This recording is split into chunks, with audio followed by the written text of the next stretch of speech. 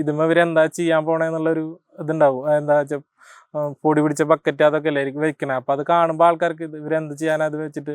പക്ഷെ പരിപാടി തുടങ്ങുമ്പോൾ അവർക്ക് നമ്മുടെ പരിപാടി ചെയ്യുമ്പോൾ അവർക്ക് മനസ്സിലാവും നമ്മളെന്താണ് ഉദ്ദേശിച്ചിട്ടുള്ളതെന്ന് മനസ്സിലാവും. അപ്പോൾ പിന്നെ ആർക്കും അങ്ങനത്തെ ഒരു ഇതിൽ തോന്നാറില്ല.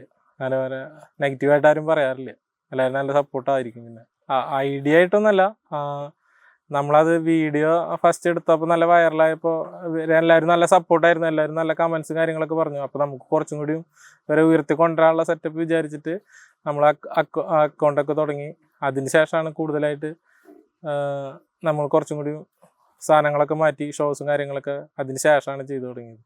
എല്ലാവരും നന്നായിട്ട് ചെയ്യുന്ന സ്കില്ലുള്ള പിള്ളേരാണ്. അപ്പോൾ അതുകൊണ്ട് കുറച്ചും കൂടി പ്രൊമോട്ട് ചെയ്യാന്നുള്ളതിൽ മാത്രമാണ് നമ്മളിത് ചെയ്തുകൊണ്ടിരിക്കുന്നത്.